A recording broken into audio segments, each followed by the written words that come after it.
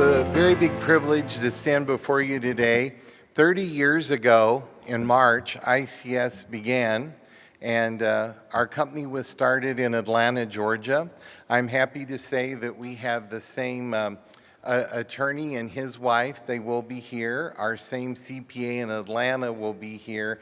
And that 30-day venture has been incredible. We've had up times, we've had down times, we've had great times, we've had a few sad times, but overall, we've accomplished some major things. And 30 years ago, when I had the dream of doing a cultural exchange program, the most important thing to me was that we did a quality program based on quality, not quantity, and based on working with people who had the same heart that I had, that loved children, and we wanted all the students to thrive, not just to survive in the United States. And I think in 30 years, we've accomplished so much toward that goal. Thousands of exchange students from well over 80 countries have had their academic year or semester experience through ICES. And today I'm proud to stand before you and say at CSIET our program is highly regarded, as well as at the U.S. State Department. And my grandfather, who I love very much, and he passed in 1972, always had a saying that stuck with me my entire life, and that was, you could always in business rebuild your bank account, but you can't always rebuild your reputation. And I think that's so true. So we've worked very, very hard and diligently to proceed with that. And another goal and policy that I followed for 30 years is that in any company or any of us, myself certainly included, we can all make mistakes. And you can't judge a person on making a mistake or a company. It will happen in your lifetime. You have to have some realistic expectations. But what you very well can and should judge with the person or the company you work with, when a mistake is made, what did they do to correct that mistake? What was the time frame involved? And what was implemented to prevent that mistake from happening again? And there again, I have tried to follow that rule as well for the past 30 years, and it has served us all well. I had a dream, as I said, of cultural exchange, to do youth exchange, and it warms my heart to see so many people and how we've grown over the years, because I feel like the dream of cultural exchange I had has attracted other like-minded people. And today, if we had a little kite, it started out maybe a foot long, and everybody's pinned their dreams of cultural exchange onto that too, shared your views, your opinions, ideas to make things even stronger. And I think 30 years later, our kite is probably a mile or two long and soaring pretty high. So we want to continue to do that and work for the betterment of our students and for all of you. And the backbone of our program truly is our local coordinators that are placing students every day around the country. We're represented in all 50 states. We've had students in some years up to over 80 countries were here. So again, we're very proud of where we are and our accomplishments. This conference is also very special for the fact that it's been over 18 months since any of us could get together, hug each other, and see each other, and just sit down. I'm a very social person, as most of you know, and I love to talk and I love to listen, and each person here has a story to tell, and I'd love to hear each story, and over the time here and the next several months we will, because we all have a story to tell. But I always tell everybody that in life you're going to have some tragedies, you're going to have some comedies, but in life you have to choose, and that affects your attitude. If you choose your book to be a comedy, you're going to have a lot more fun in life, and you're going to have several more chapters at the end. So I do have a sense of humor at the organization. We keep a lot of humor going. I think that's healthy for us, but you can have a sense of humor and be a professional and do quality work. And I think that's important too with each of the stories we each have to tell.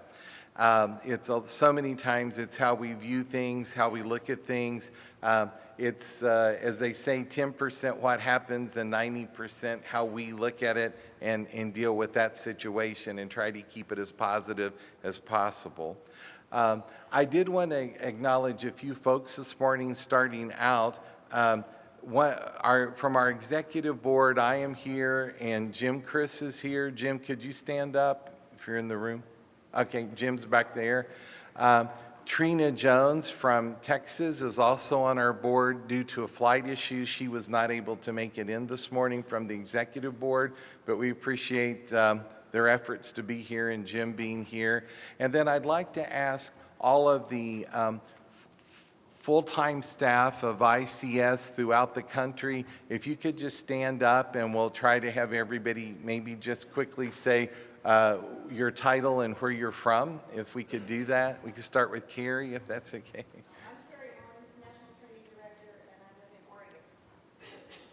I'm Joan Costa, I'm the National Director of the Ethical Program, and I also live in Oregon. I'm Judy Scott, the National Placement Director. I live in Arkansas, the ranks of beautiful Lake Chico, and I'm so happy to see so many good people here.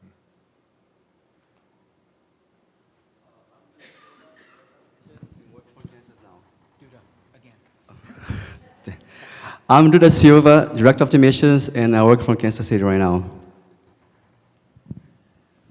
Rich Kowaleski, Director of Communications and Government Affairs from Kansas.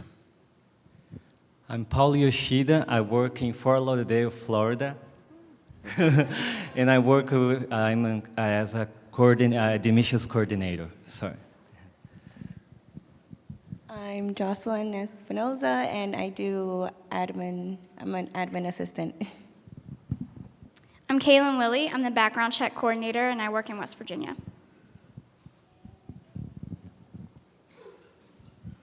I'm Michelle Beck, and I'm a student service director, and I live here in Las Vegas.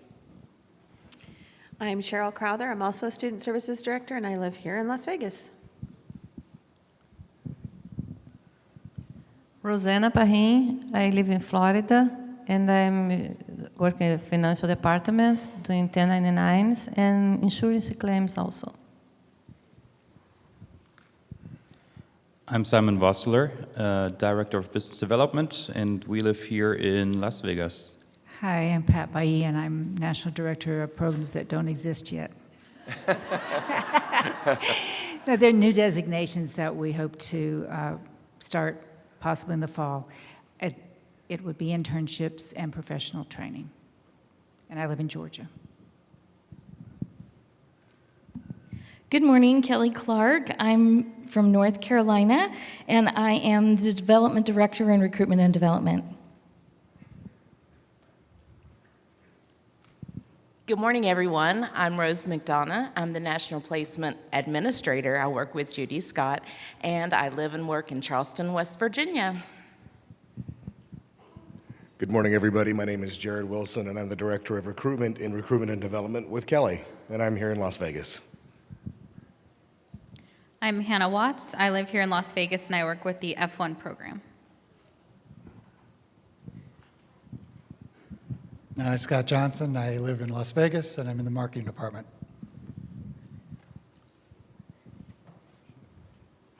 Anders.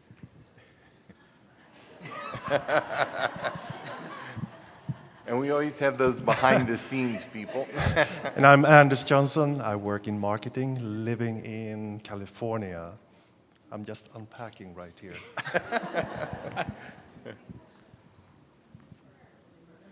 Okay. And Kimber? Sorry, it's okay. I'm Kimber Santa Isabel. I do the flights, insurance. Yeah. Okay. And I'm not sure everybody heard. If we could get the three ladies, Judy, Joan, and Carrie, to say what they said again, because they did not have the microphones and it was hard to hear everywhere. I'm Judy Scott, the National Placement Director. I live in Arkansas. I live on a beautiful lake that gives me a lot of pleasure when I get a little stressed. But I'm happy that all of you are here, and especially all of our new people. I'm Joan Formoso, and I'm the F1 Director, National Director, and I'm new to ICS, so I'm enjoying meeting all the new people this year. So thank you for the warm welcome. I think I already introduced myself, but I'm Carrie Owens, the National Training Director, and I live on the Southern Oregon coast. Thank you so much. And next, I'd like to ask our 14 regional directors, those that are here, to stand up, please, and we'll introduce you. Regional directors. Okay.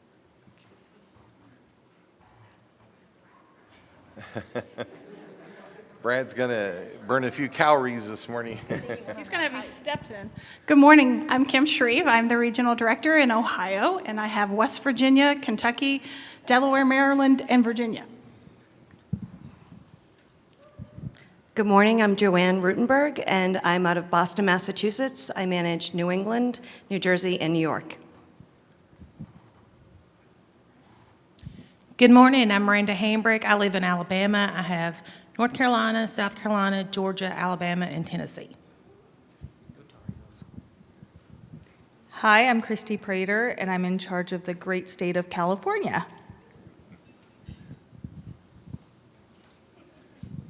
Hi, hi. I'm Brittany Taylor. I'm from Kansas, and I manage Kansas and Nebraska.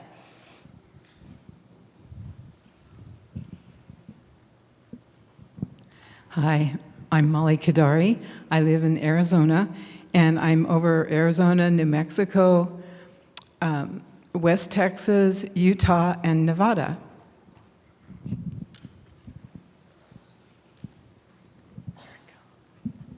Hi, I'm Louise Lowe, and I am from Idaho, and I'm over Washington, Oregon, Idaho, Alaska, and Hawaii. Hawaii. Sorry, Hawaii.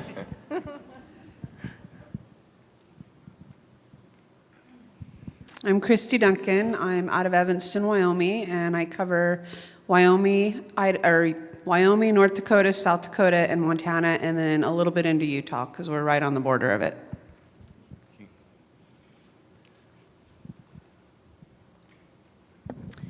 Morning. I'm Patricia Hernandez. I'm South Texas, Louisiana, and Mississippi.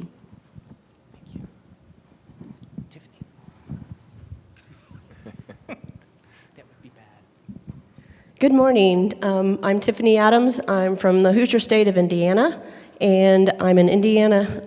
The region has Indiana, Illinois, and Wisconsin, and a great team that I have with me.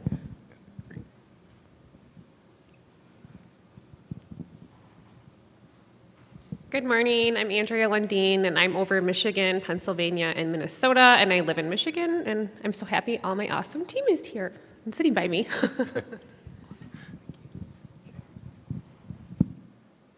And Brad, I think there's one more in the back. Oh, sorry. Everybody's spread out, so I couldn't see. That's it. Sorry. You saved the best for last. That's right. I'm Donna White. I'm the regional director over Iowa, Missouri, Arkansas, Oklahoma, and Colorado. And these are my wonderful team. That's why we're the best. Awesome. Is there any? We also have Hannah Doyle, who lives in Texas, and Rhonda Hofer in Florida, and neither of them could be here, but they are here with us via Zoom today, so we're really happy to have them, and we're happy to have their teams here. Staff, you are the folks out on the front line with schools and families and students in your communities, and we appreciate all of you so much because without you, this program can't and wouldn't exist, and we try to make sure we can provide all the services needed, the support needed to maintain you, to help you support your program on the local level.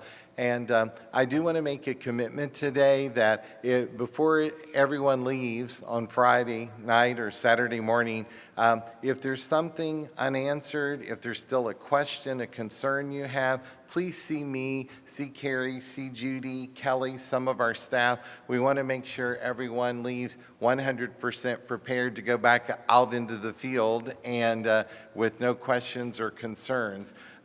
This year, we decided to continue with the conference. We also were very excited to see all of you. Last year, we had to cancel a conference, our international trip.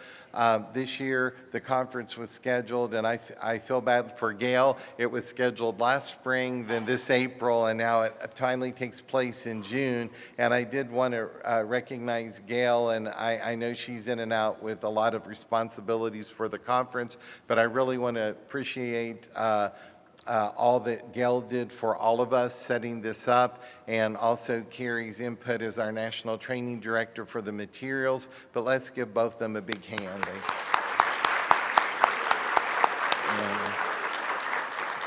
Conferences are a lot of work, but when you have to change them 3 different times and re-coordinate flights and everything, it is triple the work. But guys, we wanted to do this, but that being said, there is a risk factor with this, and I'm betting on all of you sitting here today.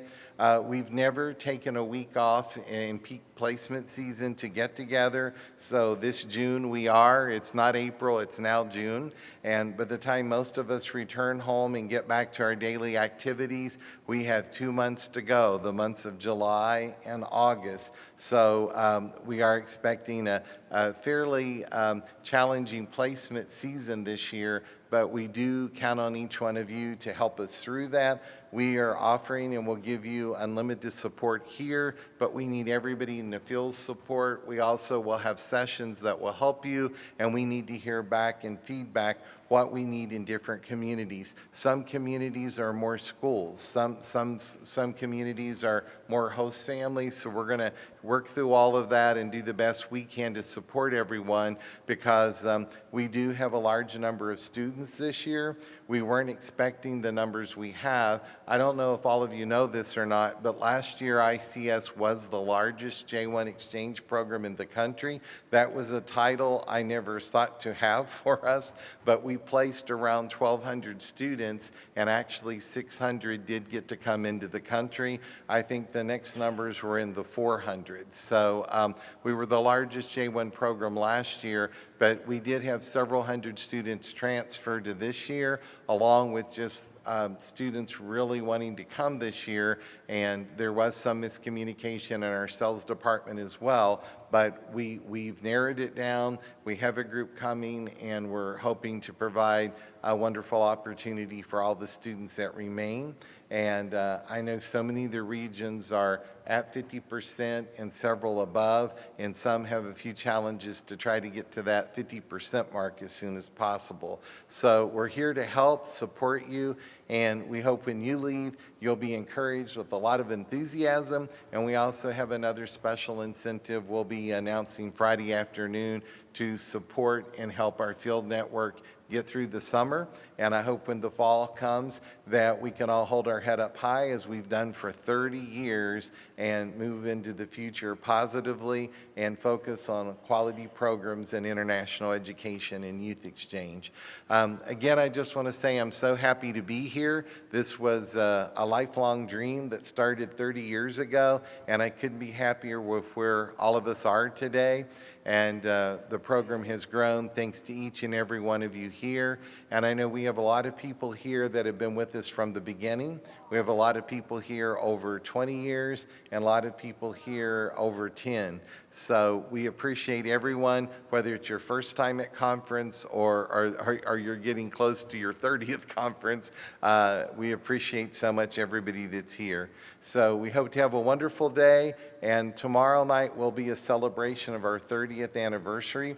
And I invite all of you to attend, which I know you will, and we're excited about tomorrow night and our celebration. But today and tomorrow are really vital, guys, because we're not in April, we are in late June, and we still have a challenging road ahead for us the next couple of months. But I have faith, and I know we'll make it. So thank you all so much, and welcome to our conference. Invite a very special person up to speak to you, and that's our National Placement Director, Judy Scott. She did say she lives on a lake, so just in case, I've ordered on eBay a few life preservers, so if she gets too close to the water, we can't afford to lose Judy right now. But she loves to fish and do different things, and I think for all of us, we have to do what reduces stress in our lives so we can give you all the support you need. But here's Judy. Thanks, Judy.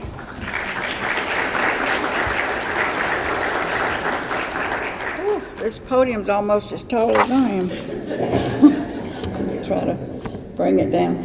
We have come a long way in 18 months. It has been a hard 18 months. Hard for everybody. But I always tell y'all, don't look in your rearview mirror. Your rearview mirror is small for a reason. Always look to your windshield because we're going forward, not backward. But we're going to go backward for just a few minutes because I want to help you understand what brought us here today. John Crist had a dream a long time ago. And when the pandemic hit, none of us knew what to do. None of us. It was something brand new to John. It was brand new to Youth Exchange. We had not had a pandemic in our lifetime. But I have to say, and I have great respect for John. I've known him a long time, but I don't know any man in this industry that runs a youth exchange program that did a better job than he did of pulling their company through. You didn't, great. You may not have always agreed with what he did, but John made no quick decisions. He was not too proud to seek counsel, both within the company and outside the company. He asked for advice. He did not make quick decisions. Because of his dream and his passion, we are all here today to celebrate 30 years. That is phenomenal. Thank you, John. The pandemic is not over, but we're not going to look back at it. We're just going to move forward. I do think that it is definitely on its way out. I think that 2021 this is going to be a difficult year. We've all told you that. It's not going to be a walk in the park. It's going to be hard. We've still got a huge job ahead of us with what we have to do, but we are going to do it. There is no doubt that we're going to do it. We have a good team. We're going to do it. I want to go back just a minute and tell y'all why I know we're going to do it. But I'm almost the oldest person here. I'm not going to mention the couple that are here a little older than me, but there are only two that I know of that are older than me. But I remember as a child when polio was the scary thing.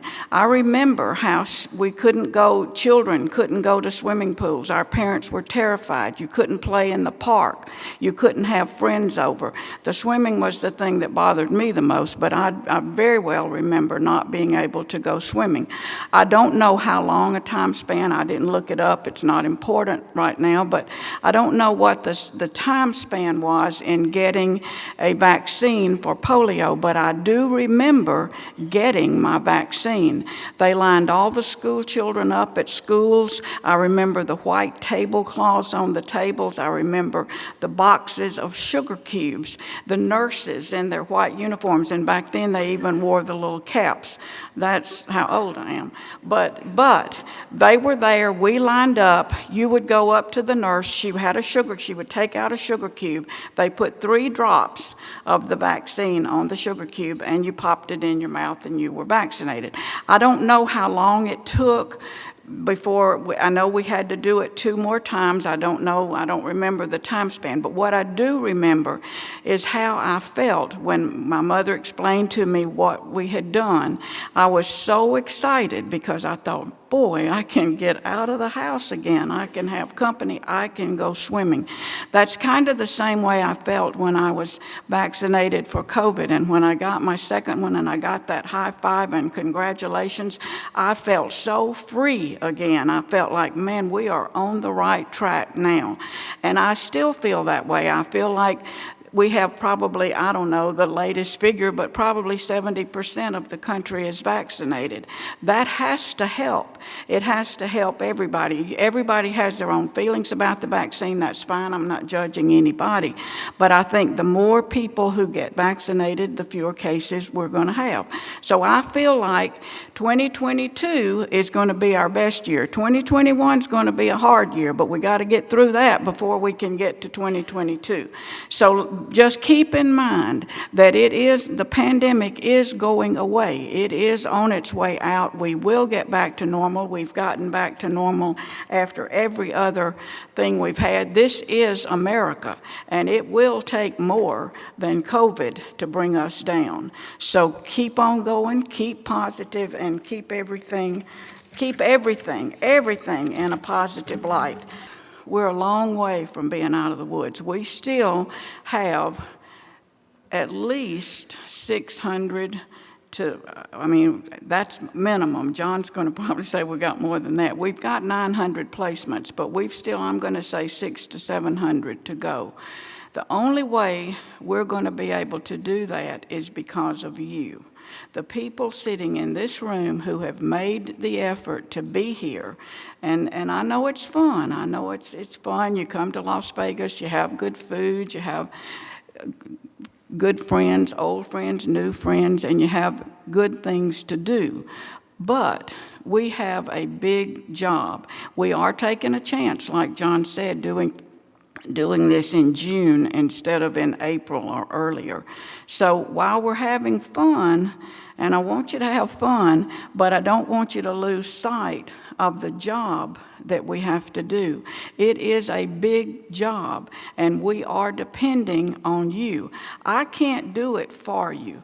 I can give you, I've been in this business 40 years. I can give you the experience that I've had. I can tell you what has worked in the past, what may work now, what may not work now. Sometimes we have to try new things. We have to try different things. The main thing is you have to keep going. You have to keep trying.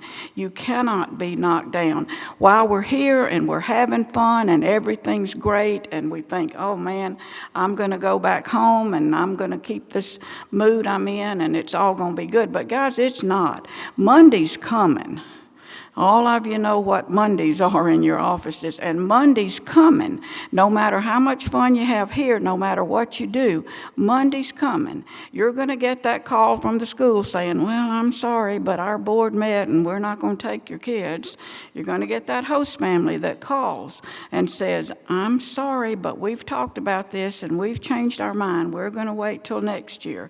You're going to get all those things. Monday's coming, and Monday in my office is pretty bad.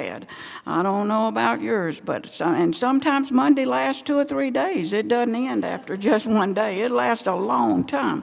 So be prepared. That's all I'm telling you. Don't let Monday get you down. It's coming. Just like you prepare your host families when you do a host family orientation, and you prepare your host families for what's going to happen during the year, because you have experience. You know some of the problems they're going to face. You know before they face them that it's going to happen. You can tell your host families what's going to happen, and they will be prepared. When that happens, they say, oh, I know, she told me about that. You know, my LC told me that was going to happen. So it's okay. That's normal. We'll get through it. Mondays are normal. They're going to happen. We're going to get all of those things, but you cannot let those things get you down. I don't have a genie in a bottle. I don't have a magic wand. I don't have fairy dust I can sprinkle over your head and the placements are going to fall in your lap. That's not the way it happens. It would be nice if it did, but you're going to have to be prepared for those Mondays. You're going to have to always have what I call something in the pipeline.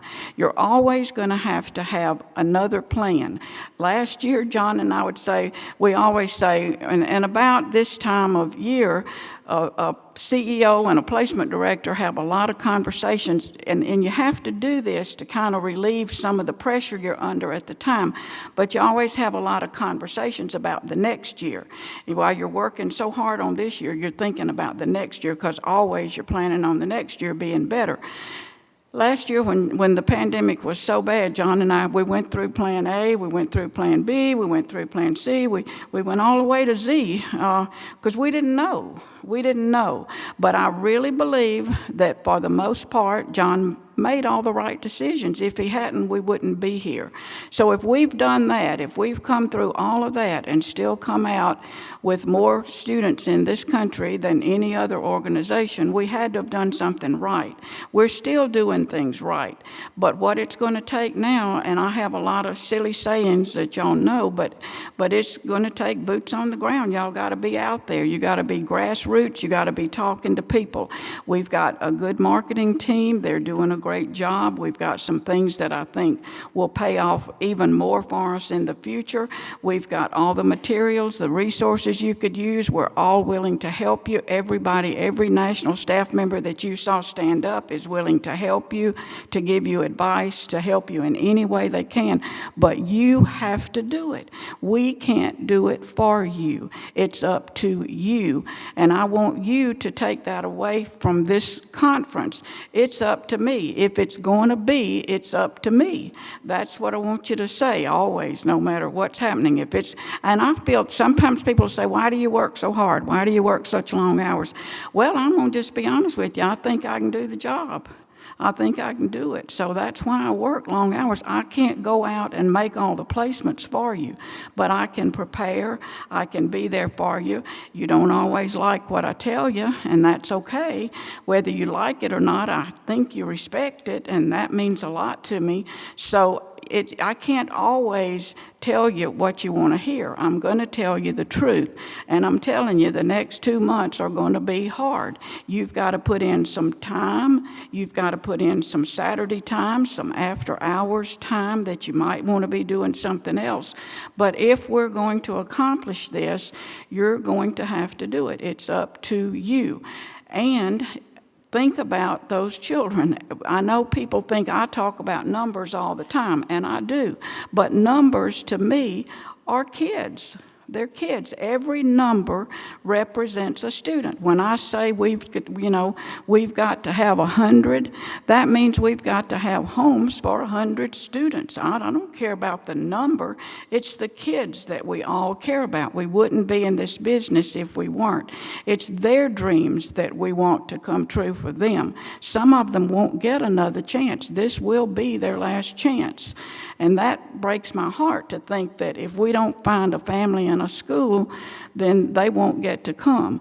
You also have to realize that some things are out of your control. We cannot make a school say yes, but we can look for a different school. There are lots of schools out there that will say yes. They might not be the prize school. They might not be the one we wanted, but most of these students would be happy to have a school. So don't give up. Okay, Carrie tells me I got 5 minutes left. So let me hurry. I can talk fast if y'all can listen fast. You always have choices. In this life, you can choose. It is up to you. And that's what I want you to leave here with, understanding. It is up to. It is up to you. You can choose. I believe that whatever you say, what comes out of your mouth is what you get, because you're going to listen to yourself a lot more than you're going to listen to somebody else. You're going to listen to what you say. So make your contracts with yourself. Set your goals with yourself. A goal is not a goal unless it is signed and dated. Write down what you're going to do, sign it, and put a date to it. Then it's a contract with you. Otherwise, it's just a wish. But choose to be kind. I talk to a lot of people during the course of a day. Sometimes I've heard that story 15 times already that day. Same story, different person. But I try to be kind. I try to listen. I'm not a good listener. That's the reason I'm not in the counseling business. I've never been a good listener because in 40 years I've been there, done that, seen it. I just want to tell you what to do and let's get past it. That's why I don't counsel. But I know I can't do that. So I try to listen, and I'm busy. But a lot of times I'll have to say, look, I don't have much time now, but can I call you back? I try to do that. If you ever feel like I'm not listening, or I haven't called you back, or I haven't given you the attention you need, tell me, say, hey, I need some time, and I will make time for you. Might be at 1:30 in the morning, but if you'll be there, I'll be there. And John can tell you that. So, I try to be kind. If you can't be anything, I mean, when you can choose, be kind.